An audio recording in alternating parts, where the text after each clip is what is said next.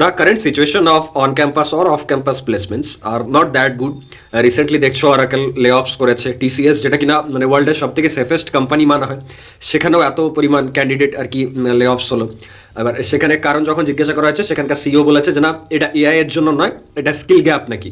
তো এবার সেটা তো এত বছরে আসেনি, মানে এত 30 বছর 40 বছরে, আই থিঙ্ক 2012 না 15 আরেকবার টিসিএস লে অফ করেছিল, বাট হোয়াট এভার। এখন সবাই মানে ইনডাইরেক্টলি এটাই মনে করছে যে এটা এআই এর জন্যই হয়েছে। বাট একটা ব্যাপার আমি তোমাদের বলতে চাই এই প্লেসমেন্টের রিগার্ডে, তার কারণ এবার থেকে প্লেসমেন্ট রিলেটেড অনেক ভিডিওস আনবো আমি এই চ্যানেলে। সেটা হচ্ছে যে অনেকে বলছিল যে দাদা ডেভঅপস যে লেভেলের জবসগুলো হয় ওই সেগমেন্টটাতে কি ভ্যাকেন্সি নেই, মানে আমরা তাহলে টিয়ার 3 যারা স্টুডেন্ট তারা অপরচুনিটি পাই না কেন। তার মেন রিজন হচ্ছে যে ডেভঅপসে যদি তুমি টোটাল আর কি পোস্ট দেখো না, মানে কারেন্টলি জব ওপেনিংস, সেটাই মানে বিলো 100। তুমি যে কোনো মানে ফোরামে গিয়ে দেখো, গ্লাসডোরে দেখো বা লিঙ্কডইন বা নকরিতে গিয়ে দেখো, তুমি বুঝতে পারবে। এবার সেখানে তাহলে কিভাবে একজন ফ্রেশার হায়ারিং হবে? ঘটনাটা হচ্ছে ডেভঅপসে ফ্রেশার হায়ারিংটাই একদম নেই বললেই চলে, হয় না ফ্রেশার হায়ারিং। সিমিলারলি তুমি কোর সেক্টরে দেখো, কোর সেক্টরও যেটা আর কি ক্রুশিয়াল সেক্টর, একদম লাইক সেন্সিটিভ, যে কোনো হয়তো মানে লাইক রিস্কি ব্যাপার আছে, প্ল্যান্ট রিলেটেড যে ব্যাপার বা কমিশনিং ইঞ্জিনিয়ারিং এর যে পোস্ট, সেখানেও দেখবে কোনো ফ্রেশার ডিরেক্টলি ওরকম ভাবে হায়ারিং হয় না, unless and until it's designing job. তো সিমিলার আইটিতেও তাই।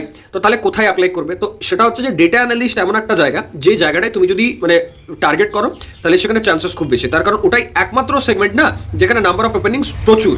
এবার সেটা ক্র্যাক করাটাও ইজি। আর তার কারণ তোমার যদি কোডিং এর সেরকম ইন্টারেস্ট নেই, বা তোমার যদি ডিএসএ সেই মানে সুপার লেভেলের নেই, তাহলে ডেটা অ্যানালিস্টের জব সব থেকে সেফ, ঠিক আছে? আর নাম্বার অফ কোম্পানিজও অনেক আছে।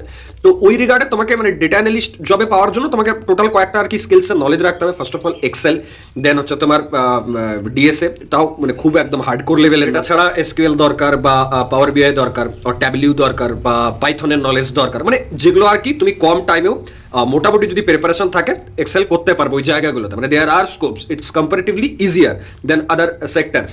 তো এবার তাহলে করবেটা কোথা থেকে, শুরুতে কোথা থেকে করবে? তো শুরু করবার জন্য তোমাকে ফার্স্টে থিওরিটিক্যাল যে নলেজটা তোমার সিলেবাসে যেটা আছে, তুমি যদি ম্যাকাউটের স্টুডেন্ট হও, তোমার সিলেবাসেই সবগুলোই আছে। স্কিউএলও পাবে তুমি, পাইথনও পাবে তুমি, বা ডিএসও তুমি পাবে। আলাদা করে ট্যাবলিউ বা যে পাওয়ার বিআই আছে, এগুলোকে হয়তো একটু ইউটিউব দেখে বা এদিক ওদিক কোর্স নিয়ে পর তোমাকে শিখতে হবে। But start as early as possible, what I want to mean, ঠিক আছে? তার কারণ যা মানে কম্পিটিশন এখন হয়ে আছে, বা এত যে লে অফস হচ্ছে, তারাও উইথ এক্সপিরিয়েন্সেস তোমাদের সাথে কিন্তু কম্পিট করবে। তো অ্যাজ এ ফ্রেশার যদি হায়ার্ড হতে চাও, তাহলে তোমাকে শুরু থেকে রোডম্যাপ জানতে হবে, প্রপার মানে আইডিয়া রাখতে হবে যে কোথায় কিভাবে ওপেনিংটা হয়, কি কি সেখানে ডিমান্ড থাকে, তবেই কি কিন্তু তুমি এই ডিমান্ডটা ফুলফিল করতে পারবে, এবং নিজেও অ্যাটলিস্ট একটা মানে ডিসেন্ট প্লেসমেন্ট ড্রাইভ আর কি যাই হোক, সেটা অন ক্যাম্পাস হোক অফ ক্যাম্পাস হোক, সেটা কিন্তু ক্র্যাক করতে পারবে। ওকে, এই ব্যাপারে যদি ডিটেলসে ভিডিও চাও, বা এবার থেকে রেগুলার প্লেসমেন্ট রিলেটেড যদি কন্টেন্ট চাও এই চ্যানেলে, তাহলে ভিডিওটা লাইক করবে, শেয়ার করো নিজেদের বন্ধুদের, আর কমেন্ট করে জানাও যে হ্যাঁ দাদা চাই। দেখা হচ্ছে নেক্সট ভিডিওতে।